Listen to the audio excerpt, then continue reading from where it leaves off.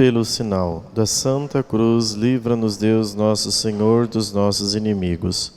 Em nome do Pai, e do Filho, e do Espírito Santo. Neste tempo da alegria pascal, da ressurreição do Senhor, em que brilha sobre nós a luz do Cristo ressuscitado, nós os pedimos, Senhor, que envieis do céu a luz e o Espírito Santo Paráclito, a fim de que ilumine nossas consciências, nosso intelecto, para que nesta noite, ao estudarmos as verdades da nossa fé, possamos cada vez mais amar, mergulhar neste grande e profundo mistério. Enviai do céu, Senhor, sob a intercessão da Virgem Maria, o vosso Espírito. Vinde, Espírito Santo, e enchei os corações dos vossos fiéis, e acendei neles o fogo do vosso amor. Enviai o vosso Espírito, e tudo será criado, e renovareis a face da terra. Oremos. Deus, que instruístes os corações dos vossos fiéis com a luz do Espírito Santo, fazei que apreciemos retamente todas as coisas, segundo o mesmo Espírito, e gozemos sempre da sua consolação. Por Cristo Senhor nosso. Amém. Ave Maria, cheia de graça, o Senhor é convosco. Bendita sois vós entre as mulheres, e bendito é o fruto do vosso ventre, Jesus. Santa Maria, Mãe de Deus, rogai por nós, pecadores, agora e na hora de nossa morte. Amém.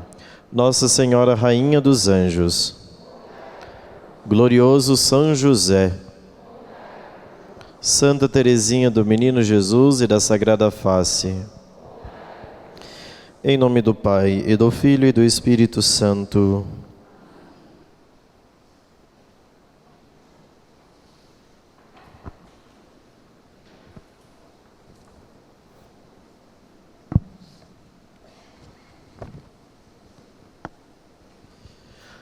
Então, dando sequência ao nosso estudo que estamos fazendo, o tema que iremos tratar nesta noite é a respeito da moral cristã. Esse é um tema interessante, por quê? Porque a moralidade cristã, ela está ligada a tudo aquilo que diz respeito ao nosso modo de agir, o nosso jeito de viver. Às vezes, por uma má compreensão, nós pensamos que o mais importante é o comportamento, é o jeito de viver, é o jeito de agir. No entanto, na fé cristã, a verdade é outra. O comportamento, o jeito de agir, o modo de viver precisa estar pautado por uma vida interior. Portanto, a moral cristã, ela está ligada a uma vida interior. Porque caso contrário, se nós não temos vida interior, a nossa moral é uma moral comportamental. Ou seja, você se comporta muito bem, vive de um jeito aparentemente bom, mas, no entanto, o interior está revestido de maldade. É por isso que num dado momento do Evangelho, no capítulo 7 do Evangelho de Marcos, Nosso Senhor vai dizer para os discípulos: não é o que sai que torna o homem impuro, mas sim o que... Não, perdão, contrário, né? Não é o que entra, mas sim o que sai do coração humano, as intenções, né? Então, como está o nosso coração? Então, nosso coração precisa estar fundamentado e pautado em uma espiritualidade cristã. Então, quando a gente começa a estudar essa dimensão da moral, nós temos como base a terceira parte do Catecismo da Igreja Católica. Então, toda a terceira parte do Catecismo da Igreja Católica, ela vai falar a respeito do quê? A vida em Cristo. Então, se vocês pegarem a partir do marginal 1691, nós vamos encontrar lá como o cristão deve viver. Só que o cristão deve viver pautado e fundamentado em uma doutrina, que é a primeira parte do catecismo, a explicação do creio. Mas esta doutrina, ela é sustentada pela vida sacramental, que é a segunda parte do catecismo, isto é, os 7 sacramentos. Só que toda esta vida moral, toda esta vida em Cristo, ela tem que ter como princípio a última parte do catecismo, que é a vida de oração. Sem verdadeira vida de oração, não se tem uma base, um sustentáculo para viver uma vida moral. Então, se nós pegarmos aí a terceira parte do catecismo, nós vamos encontrar ali, basicamente, uma espécie de manual de moral cristã, né? Problema, meus queridos, é o seguinte, que quando a gente começa a falar da moral cristã, nós temos uma dificuldade, por quê? Porque às vezes nós temos acesso aos manuais de moral e nós não temos uma ideia clara dos conceitos. E quando não se tem uma ideia clara dos conceitos, as pessoas não sabem por que vivem e por que tem que viver daquele jeito. Então, onde está o dano?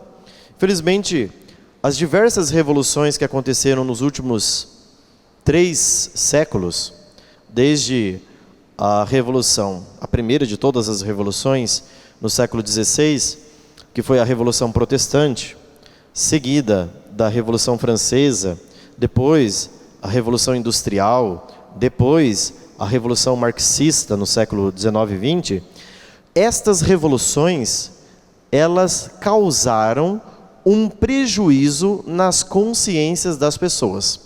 De tal modo que, se nós observarmos, com os anos, a passagem dos anos, as consciências foram cada vez mais sendo amortecidas. Cito-lhes exemplos, vocês vão notar. Vejam,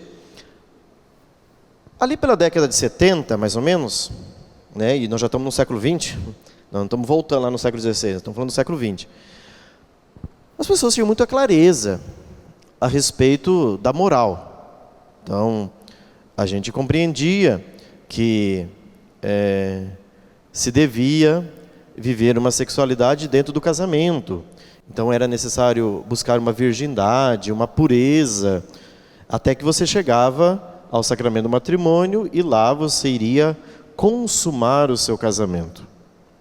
Os séculos foram se passando, os anos foram se passando e as consciências foram como que ficando amortecidas.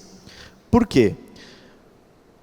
Depois da década de 80, nós tivemos um evento que muda aqui no Brasil bastante, a questão das consciências, com o surgimento das novelas. As novelas foram um processo gradual de cauterizar as consciências das pessoas, de tal modo que aquilo foi entrando, vai se infiltrando, e as consciências a gente não vai nem percebendo. Daqui a pouco, você tinha princípios radicados e fundamentados, valores, e hoje, passados 30, 40 anos, você olha e você diz que aqueles princípios já não podem ser do mesmo jeito porque os tempos mudaram. E sem perceber, a sua consciência foi ficando frouxa. Hoje, você ouve de pais que tinham princípios, eu prefiro que os dois fiquem aqui no quarto fazendo coisa errada do que fazer lá fora. Não é? Você não ouve isso, às vezes, de pais? Não, eu prefiro, pelo menos aqui dentro. Veja, isso é uma consciência que foi sendo lenta e gradualmente amortecida. De tal modo que uma coisa foi sendo dita, que a gente diz assim, de fato é. Essa era uma mentalidade daqueles tempos. Hoje, a gente já tem que aceitar. E aí, isso vai penetrando, e sem perceber, os valores, a moral cristã, foi para a lata de lixo. Isso por quê? Porque aconteceu um processo de revolução. E a revolução é moral, é uma revolução nas consciências. Aquilo que era um valor, hoje quase se tornou um desvalor. E aquilo que era um desvalor se tornou um valor.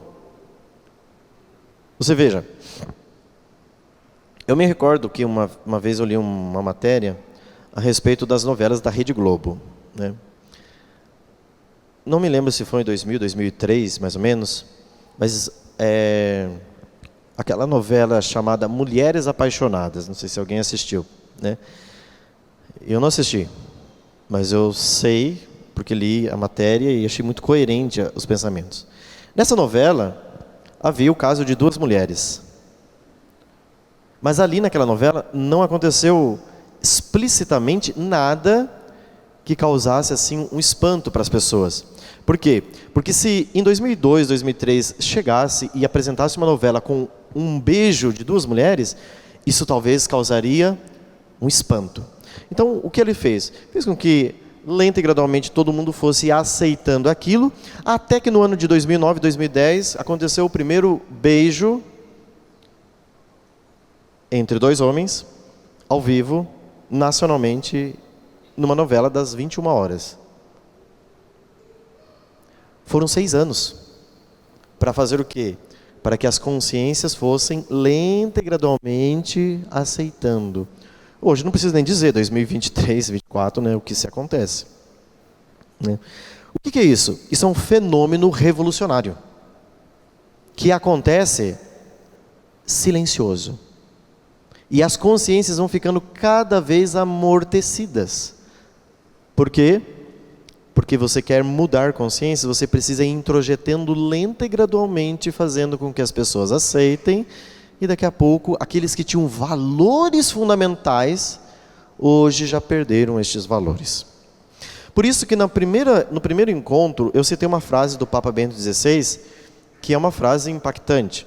E disse que esta frase ainda não foi compreendida e muito provavelmente levará muito tempo para ser compreendida. Que dizia o seguinte: o cristianismo não é fundamentalmente uma moral.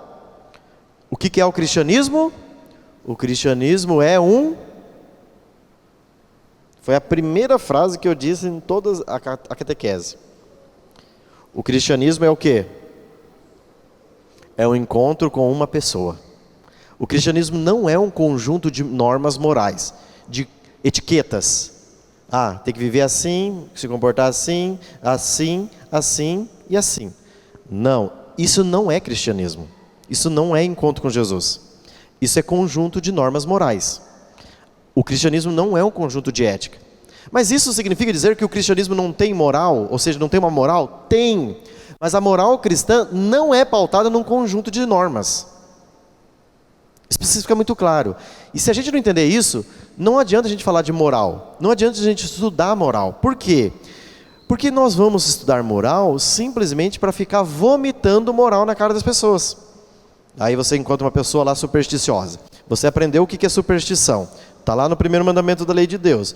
O que não pode se fazer para não ser, o que você não deve fazer para não cair no pecado da superstição. Olha, você é supersticioso, né? E aí você começa a vomitar na cara das pessoas a moral. Não é isso. Aquela pessoa não encontrou Jesus. Ela não fez uma experiência com Jesus. Então ela não entendeu. Então, o que é fundamental para a gente estudar moral? É que a gente tenha feito o encontro com Jesus. Ou seja, em um dado momento, você tenha feito a experiência de ter se encontrado com Jesus. Encontrei. Se não, se você não se encontrou com Jesus, ou seja, lá no íntimo da sua alma, você não viu aquela verdade que muda o seu jeito de viver, que dá sentido para tudo, você vai ser alguém que vai receber um conjunto de normas, de regras, e depois vai ficar vomitando na cara das pessoas. Entenderam? Então, o cristianismo não é fundamentalmente uma moral. Tem moral. Nós temos a moral cristã e eu vou apresentar qual é a moral cristã. Mas não é nisso que se pauta a fé cristã. A moral cristã, a vida cristã é pautada num encontro com uma pessoa. Depois de encontrar Jesus, aí você vai mudar o jeito de viver. Então, a essência do cristianismo é encontro com Jesus. É isso. Cristianismo não é performance exterior. Ou seja, uma atitude meramente exterior. Ela vai ter reflexos no exterior. Mas esse reflexo vai vir de dentro para fora. Vai vir do encontro com Jesus que muda radicalmente a minha vida. Certo? Porque senão nós vamos ter um bando de gente pagã que se comporta como cristão. Que é o que muito nós temos dentro da Igreja Católica.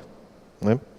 Nós temos, no fundo, um bando de pagãos com um lastro de cristianismo através do comportamento.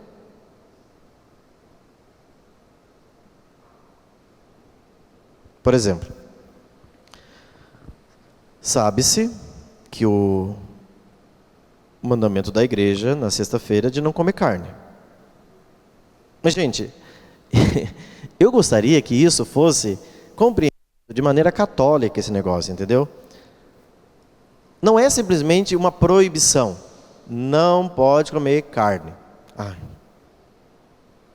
Estou lá no restaurante, todo mundo comendo carne, eu não posso comer carne. Não, isso é comportamento. Você só não está comendo carne, porque tem alguém católico ali que pode ver. Mas se eu estivesse lá em São Paulo, ninguém está vendo. Vou comer uma carninha hoje. Isso é performance exterior. Cristianismo não é isso. Eu sei que eu não vou comer carne, mas tem uma razão. Eu não estou triste por causa disso. Eu me alegro por isso, por fazer um sacrifício. Entende? Porque senão a gente fica sempre num vitimismo católico, né? Não posso. A igreja pede isso. Então, é performance exterior, é só um verniz de cristão. Não, isso precisa ser profundo, isso precisa vir de dentro. E para vir de dentro, precisa ter encontro com Jesus. Por isso que a moral cristã, ela está intrinsecamente ligada com vida espiritual. Se você não tem vida interior, a sua moral é simplesmente uma moral comportamental. Uma moral, um conjunto de leis, e que você se comporta daquele jeito, porque você vem na missa no domingo, você se diz católico, e eu tenho que ter um comportamentozinho legal, para parecer legal. Mas não sou católico. Ou seja, não sou cristão, verdadeiramente. Sou um pagão com um estilo cristão. É aquilo que eu exemplifiquei da boutique. O cara só muda de boutique. Antigamente usava Lacoste, agora usa a camiseta da Canção Nova. Só mudou a boutique, mas continua, a matéria lá dentro continua podre. Não é isso, o ser cristão. Né? Eu dei o exemplo também, acho que no primeiro encontro, da boa cumba, né? Antigamente você fazia despacho. Agora você faz um despacho divino. Né? Eu vou lá, faço novena, tal, e fiz a boa cumba. Deus tem que fazer e cumprir a promessa. Não é isto, o ser cristão. O que a frase do Bento XVI deixa marcada? Deixa marcado o seguinte, que no ser cristão, nós temos que compreender tudo o que nós vivemos nos últimos dias. Deus se fez homem, morreu numa cruz e ressuscitou. E isso daqui, Ele fez por quê? Ele fez para nos salvar. Todo o mistério da redenção celebrado dentro do Tríduo Pascal, Deus fez para nos salvar. E isso daqui nos choca, saber que tem um Deus que deu sua vida por mim. Ponto. Agora eu vou entrar num ponto importante. Então vocês me acompanhem, vocês não percam o raciocínio do que eu vou dizer aqui agora, para ficar bem claro. Veja. Deus me ama por aquilo que eu sou e não por aquilo que eu faço. Escreva isso. Deus me ama por aquilo que eu sou e não por aquilo que eu faço. Mas a maioria das pessoas creem que Deus as ama por aquilo que elas fazem. E isso daqui, se não for compreendido, não adianta a gente estudar moral. é perca de tempo. Nós vamos estudar moral e vai ser verdadeiramente uma perda de tempo. Vamos lá de novo. Deus me ama por aquilo que eu sou e não por aquilo que eu faço. Então você pode ser o pior de todos. Deus o ama. Mas, veja, a maioria de nós, a esmagadora maioria, crê o contrário. Então, olha, estou rezando o terço, venho na missa dominical, faço jejum na quaresma, me abstenho de carne, ajudo a igreja nas suas necessidades, isto é, pago o dízimo, colaboro com as obras da igreja, estou envolvido nos movimentos pastorais, faço visita aos doentes, vou até o asilo uma vez por mês, faço uma obra de caridade, levando uma cesta básica para uma família, enfim. Faço novena de Santa Teresinha, faço novena de São Luís Santa Zélia, faço quaresma de São Miguel, faço novena de Natal, faço via sacra, faço isso, faço aquilo, faço isso, faço aquilo. Legal. Tem gente que pensa que Deus ama você mais por conta daquilo que você faz. Olha, porque eu fiz tudo isso, não tem como Deus não me amar. E a maioria de nós pensamos assim. Vamos provar? Vamos lá. Vocês creem no amor de Deus por vocês, por aquilo que vocês são ou por aquilo que vocês fazem?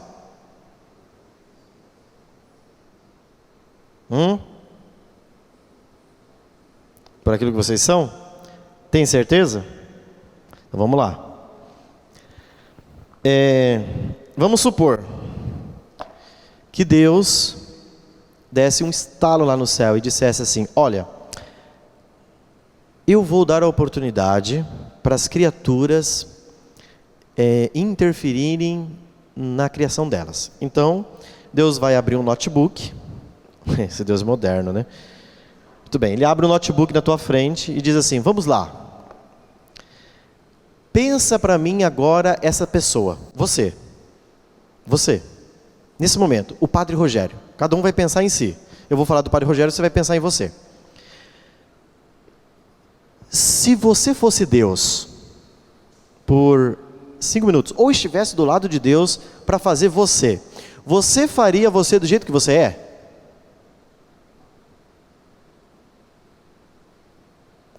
Contudo, fisicamente e interiormente. Deus, vamos lá, me ajuda, Íris, faz a Íris para mim, dá uns palpites lá na Íris, e aí você vai pensando em você. Você faria você do jeito que você é? Mudaria alguma coisa? Padre, eu melhorava a vista, talvez um pouco mais de cabelo, talvez um olho azul, né? Dá uma melhorada, não ficaria tão gordinho, mas assim mais magrinho. Ou eu gostaria de ficar mais gordinho, robusto, né?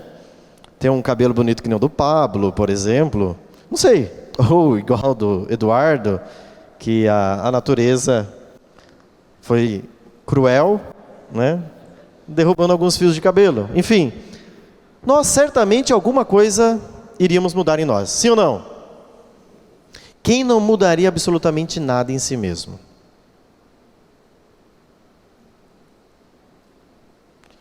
Padre, uma coisinha eu mudava. Esse jeito meu de ser linguaruda, eu pedia para Deus dar uma língua menor. Talvez, legal, uma coisa boa para melhorar, né? Mas às vezes a gente mudaria esteticamente ou mudaria até interiormente a nossa forma de reagir. Eu gostaria de ser menos impulsivo. Ou eu gostaria de ser mais proativo, eu sou morto, parado, né? Eu gostaria de ter aquela energia de reagir. Não sei. Todos são unânimes em dizer que alguma coisa mudaria? Essa é a prova cabal de que vocês não creem no amor de Deus. Vocês caíram na minha armadilha. Aí sim, padre. Muito bem, por quê? Porque se vocês crescem no amor de Deus, vocês creriam que vocês são uma boa notícia. E que quando Deus os fez muito bem.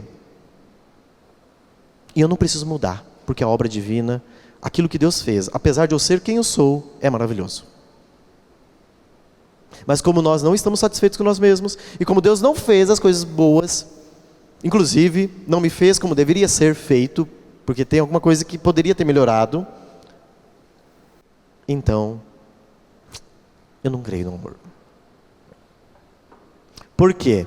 Porque a maioria de nós pensa que Deus nos ama não por aquilo que nós somos, mas por aquilo que nós fazemos. Eu faço isso, é uma espécie de checklist, né? Eu fiz isso, eu fiz isso, eu fiz isso, eu fiz isso. Mas se você não fizesse nada disso, se você não fosse uma boa mãe, se você não fosse um bom pai, se você não fosse um bom filho, se você não fosse um bom funcionário, se você não fosse um bom católico, Deus continuaria te amando? A gente diz que sim, mas se você estivesse lá na sarjeta, você não creria nisso. Poxa, Deus concedeu privilégios especiais a alguns que não concedeu a mim. Então nós temos uma deficiência, sem perceber, muito grande, de crer no amor de Deus. Nós não cremos verdadeiramente no amor de Deus. Porque se crêssemos, creríamos que somos uma boa notícia. E quando Deus me pensou muito bem. Será que Deus nos pensou muito bem? Mas por que vocês querem mudar então? Porque Ele não pensou bem. Hã?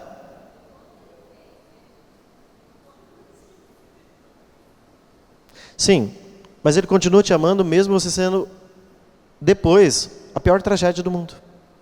Como também, a pior tragédia que foi Lúcifer, Ele continua amando. Compreendes? Mas nós não cremos assim. Nós temos uma ideia um pouco quase que farisaica de que, olha, eu faço isso, e agora sim Deus vai me amar. Como que Deus não vai me amar?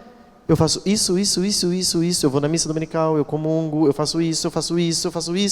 Olha, padre, que mudança, agora estou rezando o rosário, eu levanto às 4 da manhã, eu rezo breviário, eu faço novenas, eu faço meditação de meia hora. Não tem como Deus não me amar, porque eu estou vivendo uma vida boa. Isso é moral cristã? Não. E eu não estou dizendo que nós temos que ser um traste. Eu estou dizendo que você precisa se encontrar com Jesus e você vai fazer todas as coisas fundamentado no Cristo. Porque Jesus me amou e eu sou um traste, eu não presto, eu vou responder ao amor de Deus fazendo bem todas as coisas. Isso inverte a lógica, porque essa lógica é muito farisaica. O fariseu é o quê? Olha, eu fiz isso, agora Deus vem e me ama. A moral cristã não é assim. Deus me ama, e porque Deus me ama, eu vou fazer as coisas corretas. É por saber que eu fui amado, e que o preço do amor com o qual eu fui amado é uma resposta a esse amor, doando a minha vida por Ele. Não tem outra coisa que eu possa fazer para alguém que me fez tão bem, para alguém que me pensou, que me amou, e apesar de ser quem eu sou, de não corresponder com a graça que Ele me deu, eu respondo a esse amor. Isso é a lógica da moral cristã. Entenderam? Está claro? Vocês creem no amor de Deus? Com muitas deficiências, né? Então nós precisamos renovar o nosso amor para com Deus. Você precisa dizer assim: eu creio que eu sou uma boa notícia.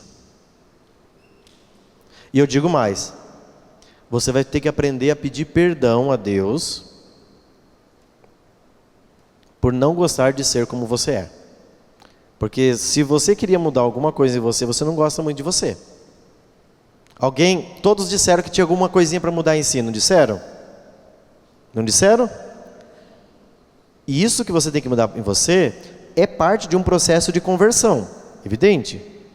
Mas apesar de ser o que eu sou, eu creio que apesar da minha fraqueza, Deus me ama.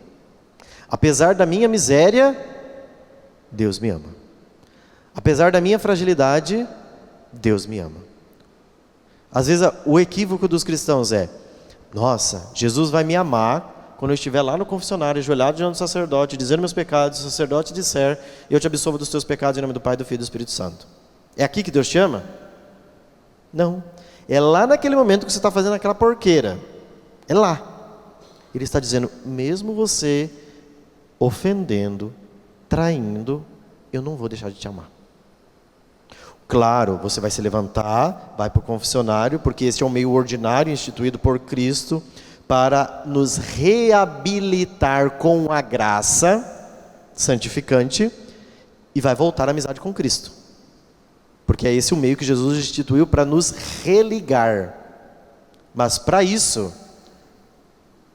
você já tem que ter compreendido que quando você estava fazendo, Deus continua te amando. E não é assim que nós pensamos. A maioria de nós temos medo de Deus quando estamos fazendo as coisas erradas, não temos? Nós temos um medo de Deus que não é temor de Deus, dom do Espírito Santo. É medo de Deus como nossos primeiros pais no Éden. Quando Deus vem na brisa da tarde, depois dos nossos primeiros pais terem pecado, eles têm medo de Deus. Portanto, moral cristã é uma moral que deve estar pautada em quê?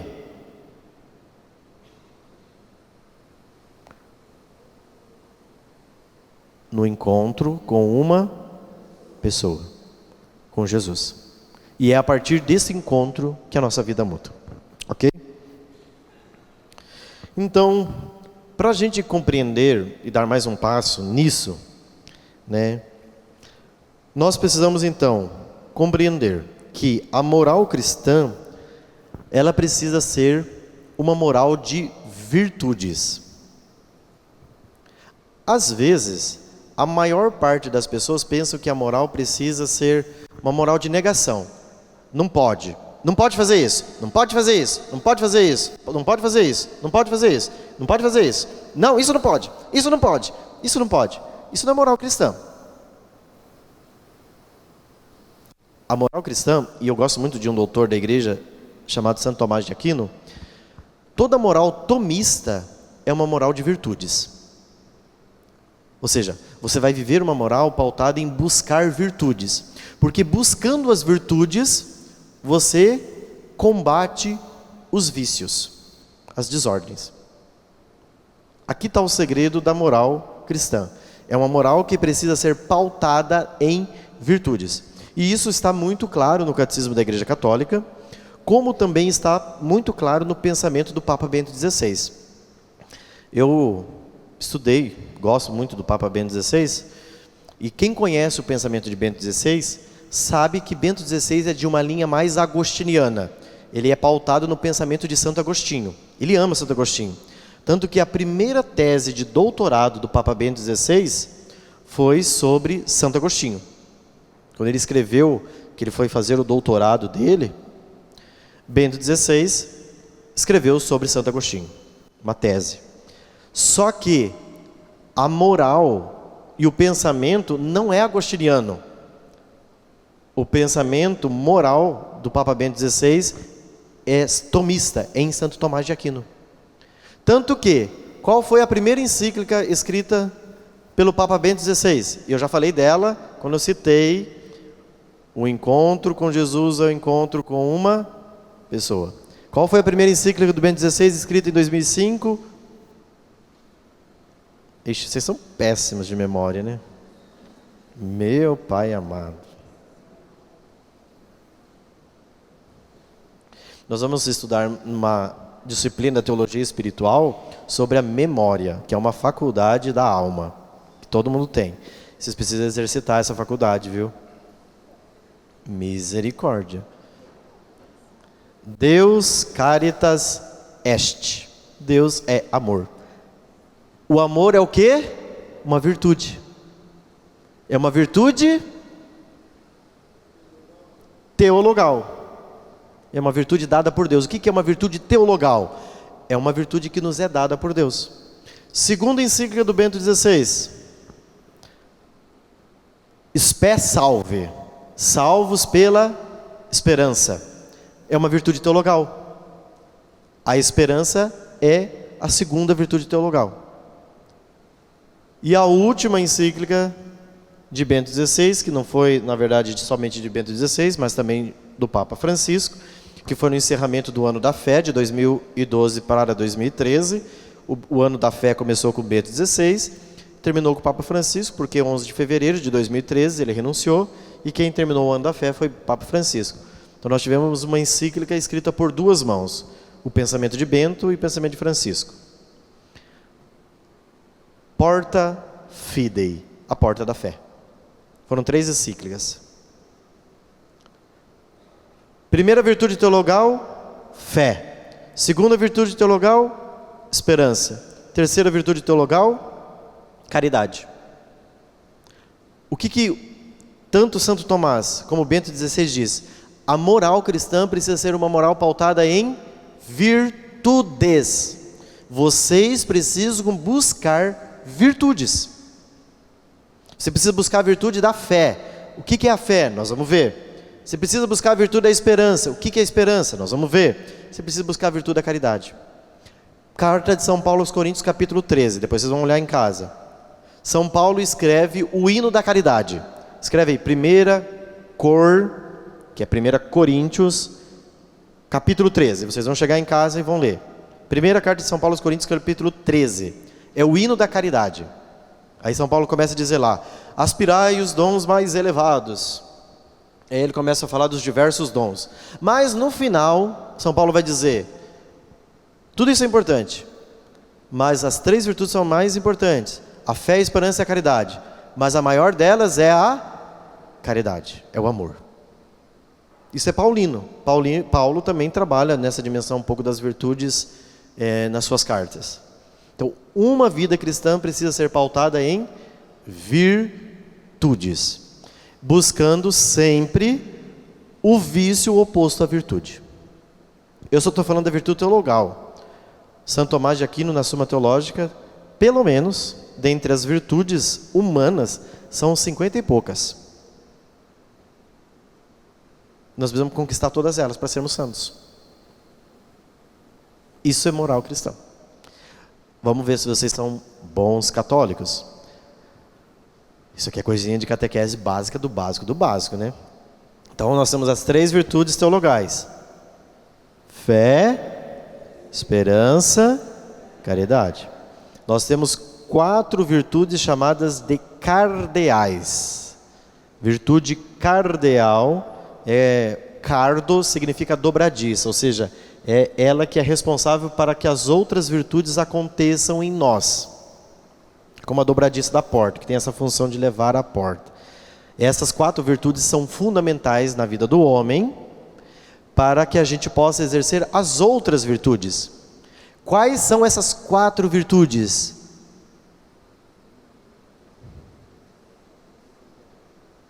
Primeira,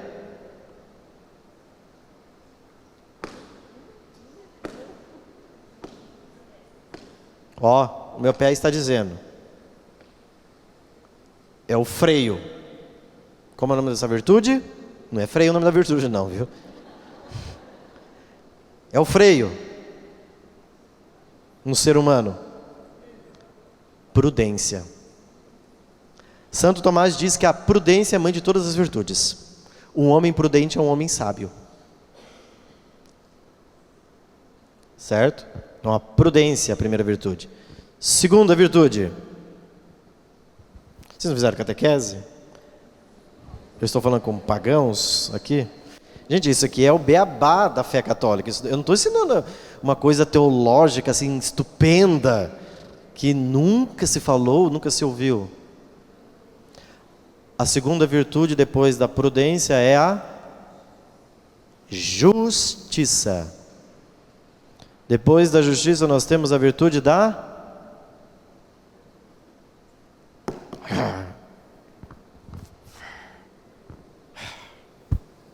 é a virtude da fortaleza. E depois da fortaleza nós temos o ponto certo da comida. Nem mais nem menos. Você coloca o tempero. É a temperança. Essas 4 virtudes vão auxiliar nas outras 40 e poucas virtudes. Só que elas são as chamadas pela igreja de cardeais, porque delas as outras virtudes vão operar dentro de nós. Lembrando que as mais importantes são as 3 primeiras: fé, esperança, caridade. Do outro lado, nós temos as virtudes humanas: prudência, justiça, temperança. Aí vem as outras virtudes: humildade, paciência, benignidade, enfim, virtudes não faltam. Mansidão. Só que todas as outras virtudes dependem dessas virtudes estarem em ação dentro de nós. Problema: a gente não busca virtudes. E aí a pessoa fica pedalando: padre, eu não consigo crescer na vida espiritual, eu não consigo me organizar. Mas claro, se você não faz com que as virtudes comecem a operar dentro de você, você é um viciado. Ou seja, você tem um monte de vício, de desordem na vida espiritual. Come sem disciplina, come qualquer hora. Veja, isso é falta do quê? De uma virtude, temperança. Não é, eu preciso comer, porque senão você não tem disciplina para acordar, né? Tem um santo que diz, São José Maria Escrivá, que diz que você não começa a ter vida espiritual se você não lutar contra o seu travesseiro. Quem não lutou contra o seu travesseiro nunca vai ter vida espiritual. O que ele quer dizer? Se você não é capaz de dizer 5h30 eu vou levantar, mais 5 minutinhos. Se você disse mais 5 minutinhos, você pode desistir da vida de ser santo. Não vai ser santo nunca. Por quê?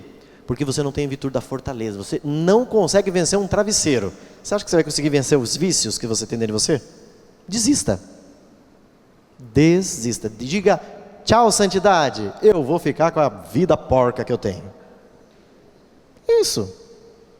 Porque você não consegue dizer: não, eu vou levantar e vou acordar. Não. Joga água na sua cara e levanta. Mas, tá tão gostoso. E aí o travesseiro diz: fica mais um pouquinho. Fica.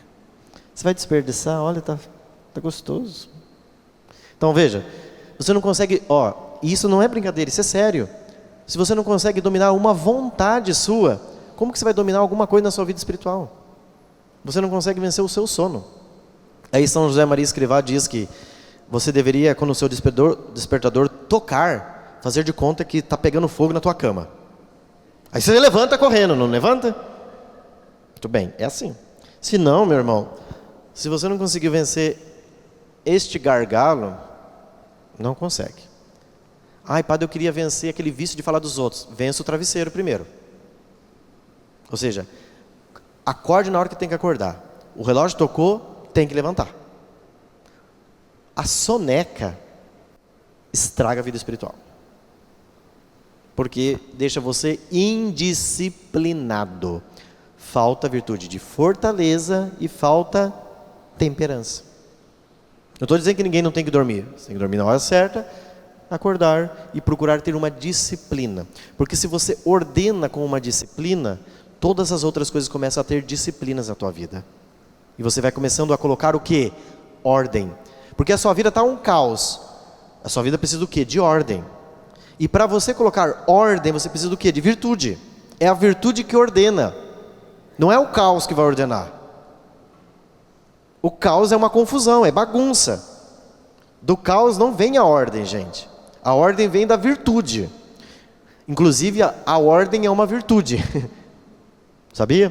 Tem um livro que eu indico, muito bom, para vocês comprarem, sobre virtudes, do padre Francisco Faus.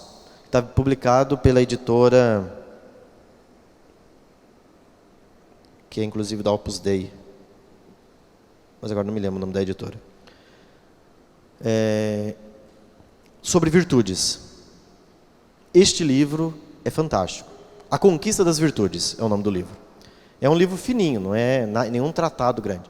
Como conquistar virtudes. Então ele explica o que é uma virtude e em seguida ele vai e dá exercício para você fazer de como conquistar. O padre Francisco Faus é um sacerdote de 92 anos, ele está vivo, mora em São Paulo, um santo homem. E ele escreveu esse livro. É um livro extraordinário, vale a pena se você quer conquistar virtudes. O que é uma virtude? Como se conquista a virtude? Como se cresce nas virtudes?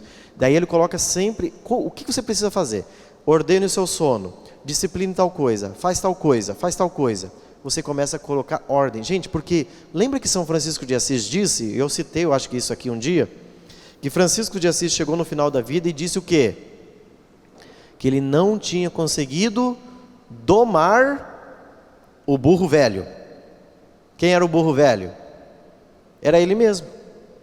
Eu passei uma vida inteira, olha, esse Francisco de Assis, que era um homem que fazia 5 quaresmas por ano, vivia na penitência, não conseguiu domar o burro velho. Imagine nós que fazemos uma quaresma aí de qualquer jeito, né? É que nem o pessoal diz, eu vou fazer quaresma, nessa quaresma eu não vou pecar. Isso não é jejum quaresmal, né? Isso é vida cristã, né? Então, os jejuns, os sacrifícios que a gente faz, sempre são aquém. Então, se a gente não fizer um esforço de conquista de virtudes, a gente não cresce. E eu estou dizendo do crescimento na vida da graça, porque eu pressuponho que todo mundo aqui quer ser santo, quer chegar na glória do céu, quer mudar a si mesmo e fazer uma verdadeira transformação no interior. Para que haja essa verdadeira transformação no interior, então, eu sempre pauto no pensamento de Bento e Tomás de Aquino: conquistar virtudes. Qual que é o seu maior vício? Vamos lá. Assim que a gente começa a ter vida espiritual, então você vai procurar o seu maior vício. Qual é? Padre, meu maior vício que eu olho para dentro de mim. Só que você tem que ser capaz de olhar para dentro de você. Então, olha, para um minutinho, examina a sua consciência, ou seja, você é capaz de ver que você está meio escangaiado, né? Está tudo meio confuso dentro de você. Olhando para dentro de você, você nota que eu não consigo me controlar diante das pulsões do desejo de comer. Eu vejo comida, eu fico doido. Você tem uma desordem no campo da gula. Ou seja, dentro do mundo concupiscível, você tem uma desordem. Ou seja, o que é o concupiscível? O concupiscível é aquele desejo que está dentro de nós. Eu quero. Bolo de chocolate. Quero. Eu como. Isso é uma desordem. Como se cura a gula? Com uma virtude. Qual é a virtude oposta ao vício da gula? Temperança. Pode comer, mas coma com tempero. Ou seja, a medida certa. Você não é um boi, não é um cachorro que precisa comer compulsivamente. Aí você olha para dentro de você, mas o meu vício é outro. O meu vício é dentro do mundo irascível. Tem pessoas que têm mais queda dentro do concupiscível da carne, ou seja, dos desejos. Ou ela é devassa sexualmente, ou ela é devassa com sentidos, desejo de comer e tal.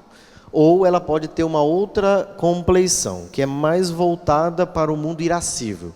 Então aquela pessoa, quando é caluniada, ela sofre, ela sente muita raiva, ela sente muito ódio.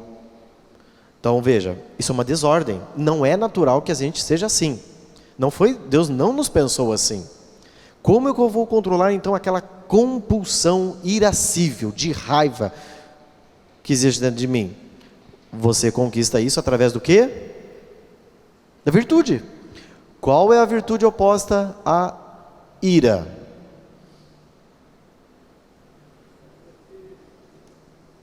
Paciência, mansidão. O que é uma pessoa mansa? Eu pouso a mão sobre a cabecinha dela e ela não fica brava. Mansinha.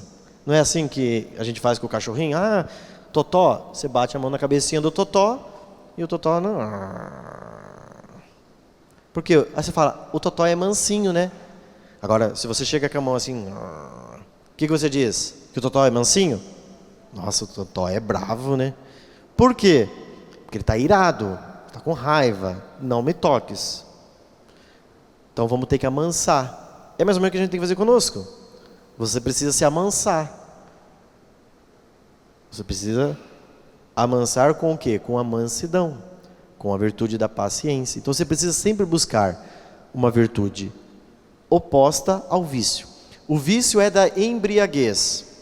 Você precisa ir lá buscar a virtude oposta ao vício da embriaguez. O meu defeito é ser frouxo. Eu não consigo assumir as coisas diante de ninguém porque eu tenho respeito humano. Está faltando a virtude da fortaleza. Você precisa ter coragem. Você fala tudo o que você pensa porque eu sou assim mesmo. Né? Eu sou assim mesmo. Não, você é imprudente. Você não é virtuoso. Precisa segurar um pouco o cavalinho que está aí dentro. Bota arreio nele, segura as rédeas e bate a espora. Ele vai sapatear? Vai, mas você vai dizer, pangaré, quem manda aqui sou eu. E é muito difícil segurar o pangaré que está dentro de nós, não é? Se a gente perder a noção, meu Pai amado, sai de perto. Por quê? Porque existe dentro de nós o irascível. Mas nós precisamos dominar o irascível. E a gente faz isso com o quê? Virtudes. Sem virtude humana a gente não cresce. Compreender o que é moral cristã? Não é eu ficar aqui falando, primeiro mandamento, pá. Segundo mandamento, tá. Não, isso precisa ser uma transformação interior que vai ter reflexos na vida exterior. Daí a gente vai olhar mandamento. Porque senão, a gente fica só olhando mandamento e aí nós vamos fazer o quê? Nós vamos ser um bando de moralistas, chatos, insuportáveis, que fica jogando na cara dos outros a moral católica. E não é isso.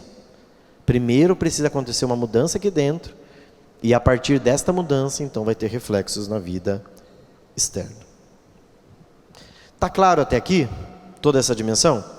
Então, o cristianismo encontra com uma pessoa que muda a minha vida. A moral cristã não é uma moral somente de um conjunto de normas. A moral cristã é o encontro com uma pessoa. Essa pessoa se chama Jesus. Tendo me encontrado com Jesus, Ele, o fundamento de tudo, vai dar todo o aparato para que a minha vida moral seja pautada nele. O meu jeito de viver vai ser por causa dele. A minha forma de ser vai ser por causa dele, porque ele veio, me amou e por mim se entregou e deu sua vida. Porque ele deu sua vida por mim, eu também quero entregar minha vida por ele. Eu quero viver essa loucura de dar minha vida por ele, porque ele já deu a vida dele por mim. Primeira carta de São João, capítulo 4. O amor de Deus nos amou por primeiro. Ponto. Isso daqui já mostra que o seu amor para com Deus sempre será um amor segundo. Você nunca vai amar Deus primeiro. Deus já veio e te amou. O seu amor para com Deus é sempre uma resposta. Ele me amou, e porque me amou, eu vou responder esse amor dando para ele aquilo que é dele. Aí a moral cristã tem lugar. Certo? Está entendido? Essa introdução é importante porque senão nós criamos um bando de gente moralistas que não sabem por que vivem a fé cristã. Certo? Tudo bem. Então, o que eu quero destacar nessa terceira parte do Catecismo da Igreja Católica? Vamos lá, abra o Catecismo. A terceira parte do Catecismo começa com a vida do homem, a vida do espírito. Mas como que o Catecismo da Igreja Católica pauta a vida cristã? Carta de São Paulo aos Romanos, capítulo 8. Pega lá. São Paulo escrevendo na comunidade de Roma. Carta de São Paulo aos Romanos, capítulo 8, e depois nós vamos voltar no Catecismo.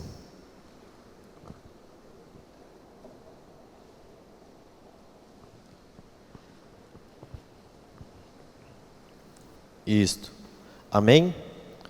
O que está dizendo aí no capítulo 8? A vida do crente no Espírito, a vida do cristão no Espírito. Aqui que está o início da moral cristã, portanto. A nossa vida é pautada na vida do Espírito, em Cristo. Começa, capítulo 8, versículo 1. Portanto, não existe mais condenação para aqueles que estão em Cristo Jesus. A lei do Espírito da vida do Cristo em Jesus te libertou da lei do pecado e da morte. De fato, coisa impossível à lei porque enfraquecida pela carne. Deus, enviando o seu próprio Filho em carne semelhante à do pecado, em vista do pecado, condenou o pecado na carne, a fim de que o preceito da lei se cumprisse em nós que não vivemos segundo a carne, mas segundo o Espírito. Agora começa o que mais chama a atenção. Com efeito, os que vivem segundo a carne desejam as coisas da carne, e os que vivem segundo o Espírito, as coisas que são do Espírito. O que nós desejamos? A nossa vida é uma vida vivida no Espírito, é uma vida na carne?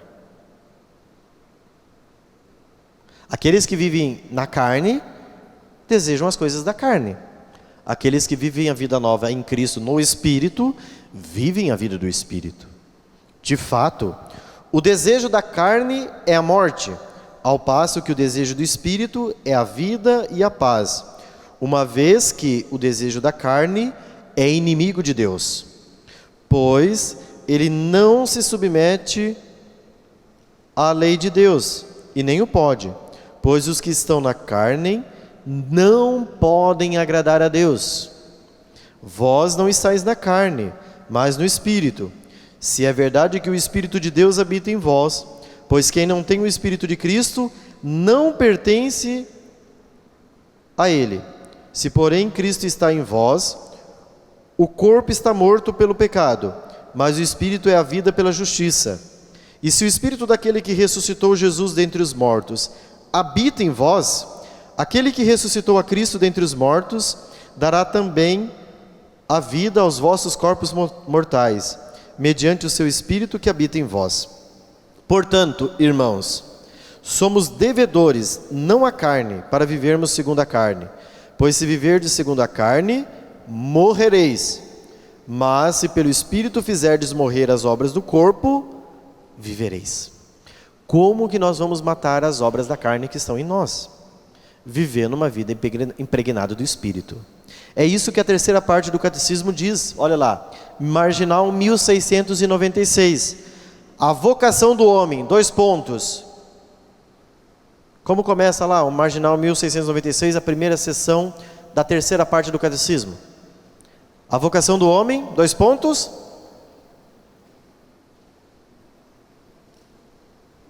Vocês não trouxeram o Catecismo? O que está dito aí então? A vida no Espírito. Isso. A vocação do cristão, a vida no Espírito. Como que você vai matar as obras da carne? Vivendo uma vida do Espírito. E a vida do Espírito é uma vida impregnada, primeiro, pelos dons do Espírito Santo, segundo, pelas virtudes. São os 7 dons do Espírito Santo, e do outro lado as 7 virtudes, 3 teologais, 4 cardeais. Se você quer viver a vida nova da graça em Cristo, fazendo morrer o velho homem que habita dentro de vós, você precisa viver uma vida impregnada dos dons do Espírito e das virtudes. Se você pegar qualquer manual de ascética e mística, ou seja, ascética é a parte da disciplina, a mística é a vida na graça, do século XX, dos grandes autores, cito-os: Garrigou Lagrange, dominicano; Padre Antônio Royo Marim, dominicano; o Adolphe Tanqueray, que tem grandes manuais de ascética e mística. Todos eles, todos, são unânimes. Se você quer crescer na vida do Espírito, virtudes e dons. Não tem outro jeito. Você vai ficar sofrendo demais. Combate o vício. Eu não sei se vocês conhecem aquela obra chamada Imitação de Cristo, do Thomas de Kempis. É um livrinho pequenininho que tem pequenas meditações. Chama-se Imitatio Christi, a imitação de Cristo. Thomas de Kempis, publicado pela editora Voz. Num dado momento, Thomas de Kempis diz lá o seguinte: quer crescer na vida espiritual? Faça uma coisa, uma dica. Procure um vício na tua vida, uma desordem que você tem. Dê nome para ela. Qual é o nome dela? Querem falar? Cada um falar a sua? Seu maior defeito? Ou seja, aquilo que... Nosso defeito dominante. Qual que é o seu pior defeito? Espiritualmente. É a raiva, é a impaciência, é a preguiça. Ai, padre, eu sou um marasmo, não consigo reagir. Ai, nossa, é a preguiça, é um pecado capital, que está ancorado na assídia, que é o nome do pecado. Ai, padre, eu sou muito vaidoso. Nossa, eu preciso que todo mundo fique enchendo a bola, todo o tempo, e diga que eu sou bom, que eu sou maravilhoso, que eu sou lindo mesmo. Ai, que eu sou especial, que eu sou tudo, né? Isso aí. Cada um de nós tem um defeito, né? E dentre esses defeitos nós encontramos algumas coisinhas dentro de nós. Oh, eu sou muito orgulhoso porque, ai padre, eu sei que eu sou bom demais. Nossa, sou top de linha, padre, né? Ou eu sou muito avarento, padre, eu sou apegado aos bens, eu não consigo repartir. Eu compro. Ou se você não tem o pecado da avareza, do apego, padre, eu tenho uma vontade de consumir. Então o dinheiro chega, eu preciso consumir, comprar, consumir. Então é avareza, é apego aos bens. Ah, não, mas o meu apego, padre, é afetivo, eu não consigo perder as pessoas. Eu quero aquelas pessoas no meu gueto e todo mundo tem que ser para mim, e eu não quero que ele... Ah, eu não quero, padre.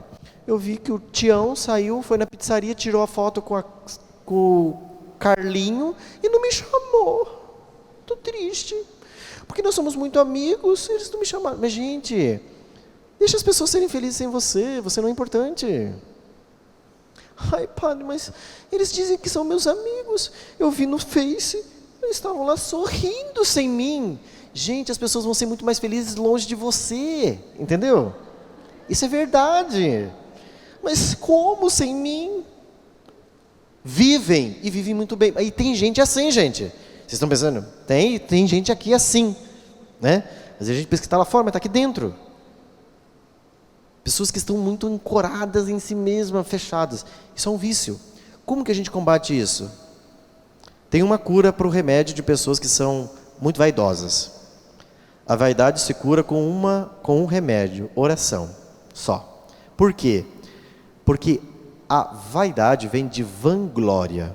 Ou seja, é uma glória que você dá a si mesmo que é vã. O que você precisa fazer? Dar a glória verdadeira. E a glória verdadeira pertence a quem? A Deus. Quando então você coloca Deus no lugar de Deus, o lugar que pertence a Ele, e que não é seu, aí você vai começar a entrar no processo de cura da vaidade. Então veja, nós somos uns seres esquisitos, não somos? Estranhos. E se eu começar a mexer, a gente vai encontrando mais doenças da alma dentro de vocês. É que eu não vou trabalhar um tratado aqui de teologia cética e mística para mexer como eu fazia no seminário. No seminário eu fazia o seminarista sair de uma sala de aula destruídos. Porque eu fazia eles enxergar quem eles são. E isso é doloroso, gente. Muito doloroso. Porque é a mesma coisa, uma criança montar um castelinho bonito lá na beira da praia e você chegar aí, pá, e dar uma bicuda. Nossa, eu fui 2 dias para conseguir aquela porcaria, o cara vem dar uma bicuda e destrói meu castelo. Mas é assim mesmo. Era um castelinho de areia. E que você colocou demasiadamente a sua confiança e agora ruiu. E você caiu na real. Compreendes? Então, nós precisamos, meus queridos, enxergar a novidade, a beleza daquilo que é a nossa fragilidade. E ver que esta fragilidade precisa ser revestida da virtude e dos dons. Numa das aulas mais à frente eu vou trabalhar sobre os dons do Espírito Santo quando estiver bem pertinho de Pentecostes. Vocês vão ver, eu não sei como é, mas, vou dizer isso aqui, mas não é ofensivo o que eu vou dizer, que a gente não sabe nada do Espírito Santo.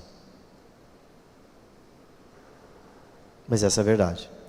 E vocês vão ver como o Espírito Santo é uma coisa extraordinária, mas que a gente não conhece o Espírito Santo. Tem um livro do padre Antônio Roio Marim chamado O Grande Desconhecido, que é um livro para falar do Espírito Santo, publicado pela editora Eclese, O Grande Desconhecido, que é o livro que eu vou usar para falar sobre o Espírito Santo. E nessa obra o padre Antônio Roio Marim diz o seguinte, que a gente não sabe nada do Espírito Santo. A única coisa que a gente sabe do Espírito Santo é que são 7 dons. E a gente nem sabe os 7 dons do Espírito Santo. E nem sabe como esses dons atuam dentro de nós. Sim ou não? Às vezes a gente viu lá no encontro de Crisma, primeiro dom, sabedoria, segundo dom, inteligência, terceiro dom, conselho, quarto dom, fortaleza, quinto dom, ciência. Sexto dom, piedade. Sétimo dom, temor de Deus. Viu lá, estudou a catequese, bonitinho, mas não sabe coisa nenhuma dos dons do Espírito Santo. Então nós vamos precisar aprender sobre os dons do Espírito Santo. Lá pelo meio de maio, perto de Pentecostes, eu vou fazer uma catequese sobre o Espírito Santo, para falar sobre os dons. E vocês vão ver que coisa fascinante. Porque daí vocês vão viver a solenidade de Pentecostes de outra forma. Porque, infelizmente, a solenidade de Pentecostes é uma solenidade esquecida na igreja. Só que ela é a segunda maior solenidade na igreja, sabia? Nós celebramos muito bem o Natal e nós celebramos muito bem a Páscoa. Veja o tríduo pascal, o que a gente fez, quanta gente e tal. Mas que dia que é o dia da solenidade de Pentecostes? Alguns vão saber porque eu falei já nas missas, né, esses dias para trás aí. Prestou atenção na homilia, né? 19 de maio. Mas comumente, a gente só vai saber que é a solenidade de Pentecostes ali próximo da ascensão do Senhor, porque daí vai começar a liturgia a falar muito do Espírito Santo, ou quando a gente chegar na igreja, solenidade de Pentecostes. Caso contrário. E aqui está um problema seríssimo, porque ela é uma solenidade importantíssima. Inclusive, ela tem uma missa de vigília, que é semelhante à vigília pascal, que esse ano nós vamos celebrar aqui no santuário, que tem 4 leituras, 4 salmos, que é uma solenidade igual quase, não é de 4 horas, tá? Como foi a solenidade, não tem como fazer 4 horas, pode ficar tranquilo. Não pega, mas eu nem que esse padre Rogério não me pega nem a laço, né? Porque, não chega daquele jeito, é umas 2 horas no máximo. Porque ela tem bem menos coisas do que a solenidade da vigília pascal. Mas ela é uma solenidade que é feita no alvorecer, e é interessante que ela é uma vigília justamente para a gente clamar o Veni Creator Spiritus, o Vinde Espírito Santo, para pedir o Espírito Santo. Por quê, gente? Olhem, que interessante. Dentro das obras das 3 pessoas da Santíssima Trindade, a obra da primeira pessoa divina da Santíssima Trindade qual é? A criação. Só que o Pai cria, mas não cria sozinho. O Filho e o Espírito criam junto com o Pai. Mas essa obra é específica do Pai. Qual é a obra do Filho que nós celebramos agora esses dias? A redenção, a salvação. Mas a palavra redenção é melhor que salvação. Por quê? Porque a palavra redenção significa comprar de volta. Deus nos comprou de volta com o sangue do seu Filho e nos trouxe para Ele. A redenção. E qual é a obra do Espírito Santo? A santidade. Nós estamos no tempo do Espírito Santo. E a obra do Espírito Santo acontece agora. Problema. A obra do Pai a gente vê lá na criação.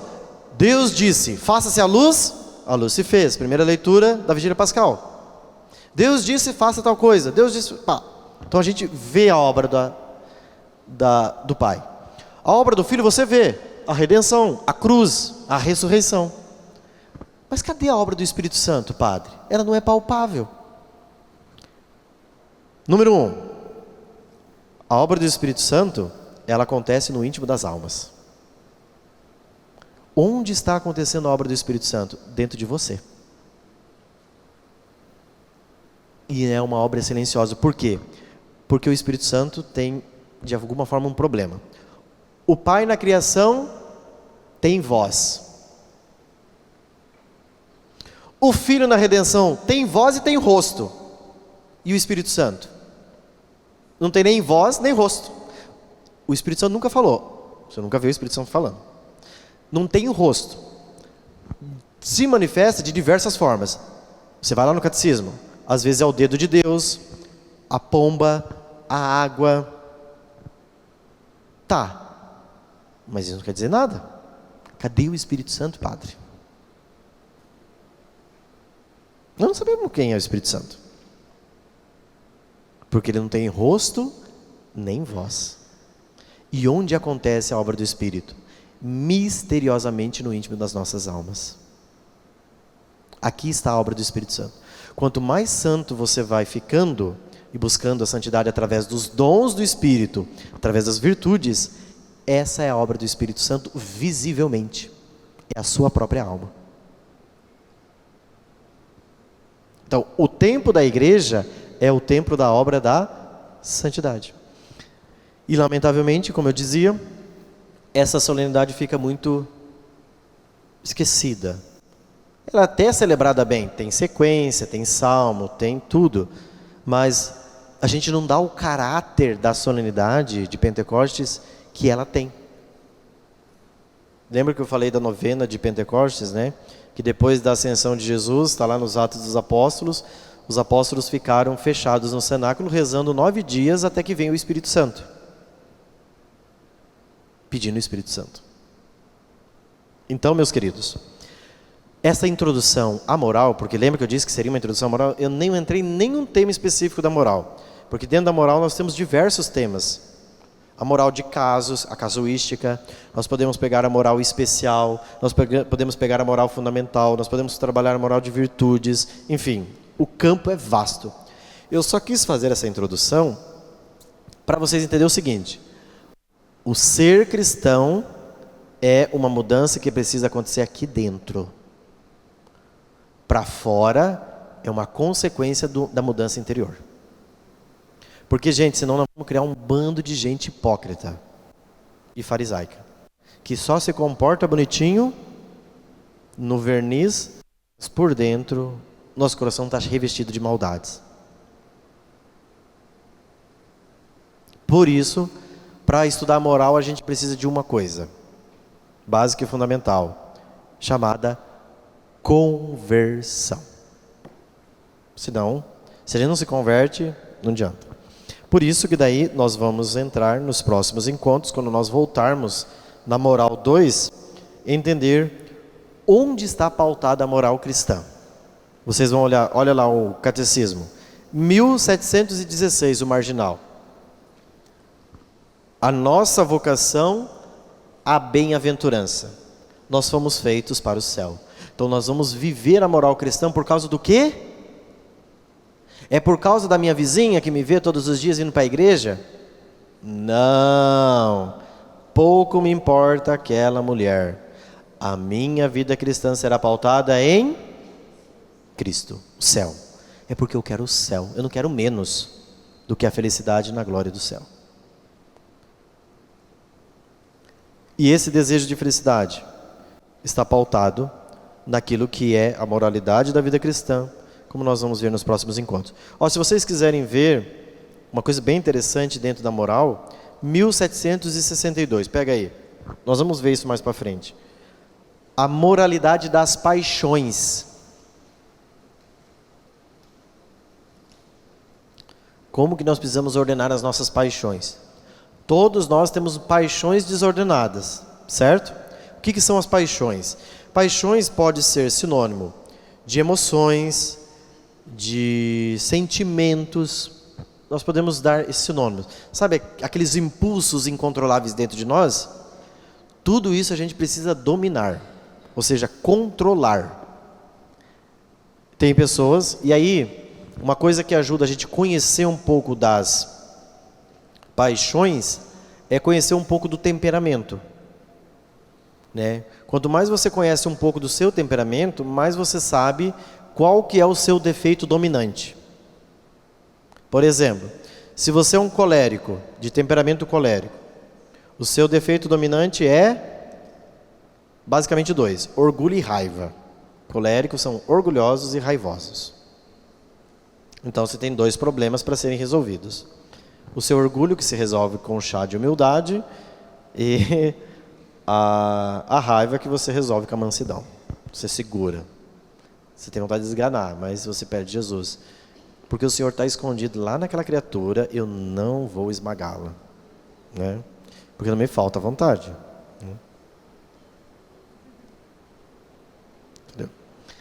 Né, Pablo? Aí sim, padre. Muito bem. Quem é de temperamento mais sanguíneo? Qual é o defeito dos sanguíneos?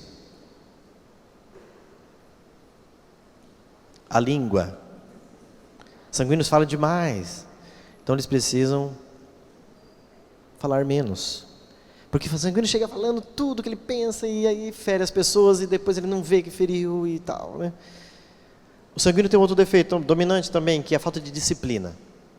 Faz muita coisa, mas não faz nada. Abraça o mundo, mas não tem constância. Começa, eu quero ter uma vida espiritual diferente, agora eu quero fazer catequese. Provavelmente quem está começando a desistir da catequese são mais os sanguíneos, com o tempo. Porque eles começam com aquele entusiasmo, está fascinante, mas depois vai dando aquela canseira. Eles não têm constância. O defeito dos melancólicos, né? Qual que é o defeito dos melancólicos? Vocês sabem? Tudo? Não, tadinho deles, tem coisas boas também, né? Alguma coisa acha, né? Mas qual é o defeito em si do quem tem um temperamento mais melancólico, que é um temperamento mais frio, mais lento, demora a reagir? O defeito do melancólico é que ele fica olhando muito para o umbigo dele. Tudo ele é o centro. Ele só olha para si. Mas por que comigo? Por que fizeram isso comigo? Ninguém dá atenção para mim. Então, é muito ele. Ele está muito fechado em si mesmo, né? Ele é o centro do universo. Mais ou menos vamos dar um exemplo. O melancólico é um cachorrinho tentando pegar o próprio rabinho. Fica o tempo inteiro virando em torno dele. Então você precisa falar, sai de si, olha para o outro também sofre, mas eu sofro mais. Lá do outro lado do mundo tem alguém sofrendo por causa de mim, porque eu sou culpado, porque eu não faço tudo direito. E quem tem um temperamento mais fleumático, lento, o problema do fleumático é mais a preguiça, é a lentidão, é a sede, né? Então o fleumático ele sempre posterga. Deixa para amanhã. Para que fazer tudo hoje? Né? Não, calma. Então o problema do fleumático é que ele não é muito proativo, ele é muito lento. Então esse é um defeito que ele precisa dominar. Dentro dos temperamentos, todos nós temos um. Nós podemos ver mais à frente os temperamentos. Mas quando você encontra o defeito, você vê, aqui está o meu problema. Meu defeito não é o fato de ser lento, é o fato de ser assidioso. Não é que o problema do fleumático é ser lento, porque senão daí tinha que matar, né? Porque isso aí não vai resolver nunca. Não é o fato de ser lentos, né? O fato é que eles procrastinam as coisas. Eles deixam sempre para depois. Deixa para segunda. Tal. Então eles vão. O melancólico, porque olha muito para si, fechado, muito na sua imagem. Tem que sair um pouco de si mesmo. Então, uma ótima coisa para o fleumático é você pedir que ele faça um jejum. Porque se não doer nele, ele não se sensibiliza, porque eles são insensíveis, né? Então, você faz ele fazer jejum, daí ele sabe, jejum dói. Não sabia que doía não comer. Daí quando ele sente nele, aí ele começa a reagir. Porque se não doer nele, ele não reage. Então, é uma ótima dica. O melancólico, ele precisa fazer o quê? Sair de si. Ele é uma ótima pessoa para fazer meditação. Você pega o São João da Cruz, melancólico, ao extremo, saindo para os poros. Só que São João da Cruz é curado, né? É um homem de vida espiritual elevada. O melancólico fica ali. Então é tudo muito doloroso, muito sofrido. Melhor coisa, o melancólico precisa fazer obras de caridade. Vai lá limpar a bunda dos velhinhos no asilo. Daí ele sai de si e vai para o outro. Quando ele vê o outro, ele não para de olhar para si mesmo. Não fica tão dentro de si. Porque quanto mais ele fica dentro de si, mais ele sofre. Porque ele vê que é um lixo, uma porcaria, ele não presta mesmo. E aí, eu não sou... né? Então, Maria Vitória, é isso mesmo. O colérico, você precisa derrubar ele do trono dele, né? Que é difícil, sobretudo porque coléricos são difíceis e só tem alguém que pode derrubar o colérico, Deus. É a graça. Então, Deus vai modelando aquele coração, derrubando e vai transformando. Por isso, uma coisa muito boa para coléricos é oração, é rezar. Porque só Deus para derrubar o coração dele. E aí, ao mesmo tempo, coléricos precisam de mansidão. precisa entender que o mundo não é perfeito como ele acha que é, que as pessoas têm limites e que ele precisa aprender a esperar o tempo das pessoas. Nisso vai ter umas pedras no rim, né, umas pedras na vesícula, de somatização de raiva, mas é parte do processo da santificação. E os sanguíneos precisam aprender a ter constância, né? Precisam ter disciplina, porque sanguíneo é só auê, é fogo de palha. É muito fogo, não tem nada concreto. Você aperta assim, não tem onde pegar. Porque é tudo muito lindo. Além de serem, na minha concepção, um pouco irritantes, né? Mas, enfim, né? Eu acho que todo mundo pensa assim dos sanguíneos, né? Acho que coléricos, melancólicos e fleumáticos, né? Somos unânimes em dizer.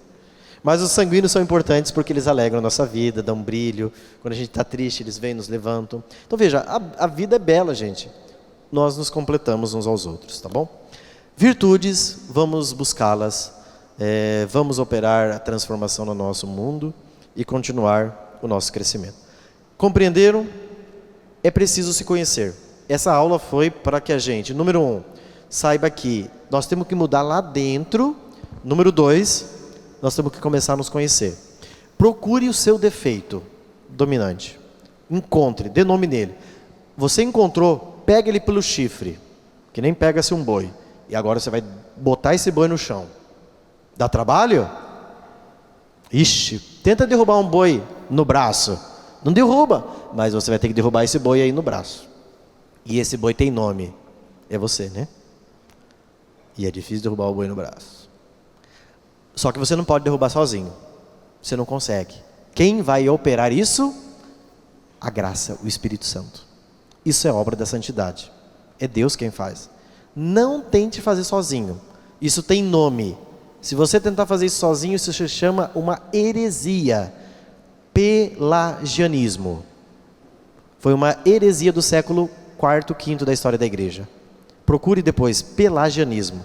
Pelágio foi um bispo da igreja católica que foi combatido por Santo Agostinho de Hipona. Pelágio dizia assim, olha, basta que eu me esforce que eu consigo ser santo. Agostinho chega e diz, mentira, você não consegue. Se a graça não operar, você não consegue.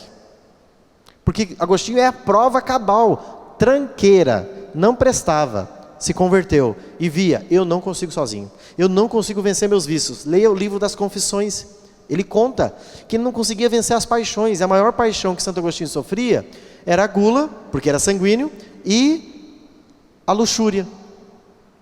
Os pecados capitais do sanguíneo são gula e luxúria.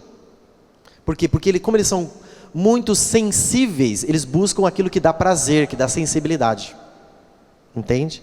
Aí Agostinho viu, não tem como lutar sozinho. Eu preciso de quem? Da graça.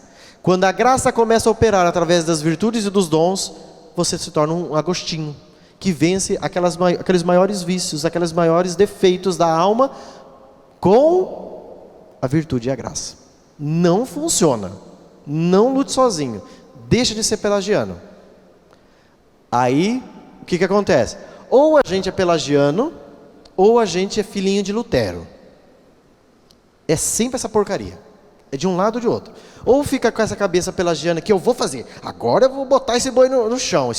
Pego ele pelo chifre e vou mudar. Não consegue. Daí a pessoa fica lá triste porque não conseguiu. Daí ela fica com a cabeça de quem?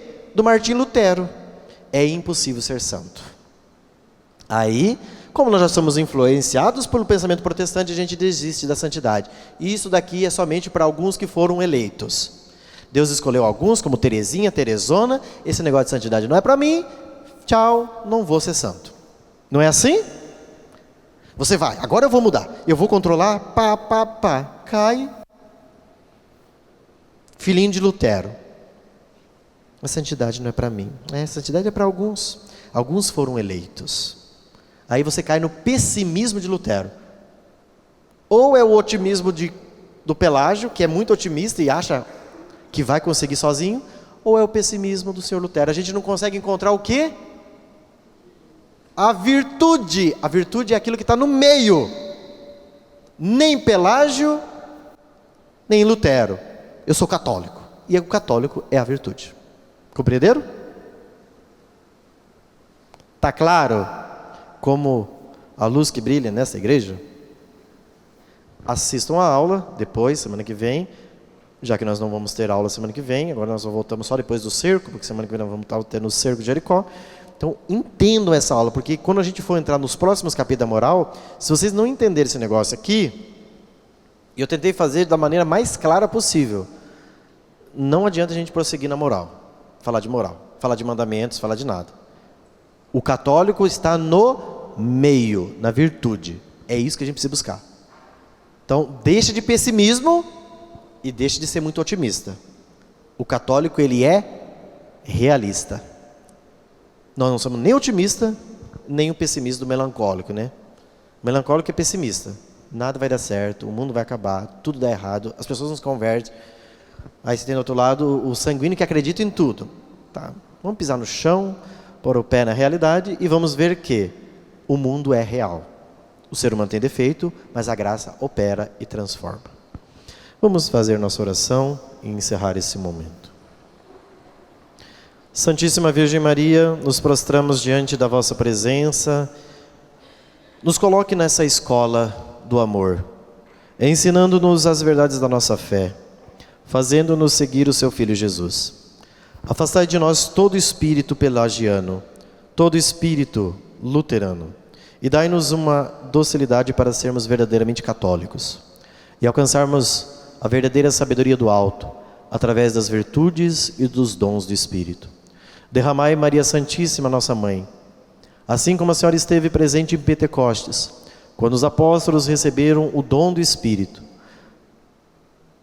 fazei que esse Espírito desça também sobre nós, aqui reunidos neste santuário, para que inicie um cenáculo de amor no íntimo de nossas almas e haja uma verdadeira transformação de vida espiritual naqueles que verdadeiramente querem conhecer o vosso Filho Jesus, que vive e reina pelos séculos dos séculos. Amém. O Senhor esteja convosco. Sob a poderosa intercessão da augusta Rainha dos Céus, a Santa Mãe de Deus, a bem-aventurada Virgem Maria, de seu bendito e amado esposo São José, dos santos arcanjos Miguel, Gabriel e Rafael e de nosso anjo da guarda, a bênção do Deus Todo-Poderoso, Pai e Filho e Espírito Santo desça sobre vós e permaneça para sempre. Uma boa noite e Deus abençoe a todos.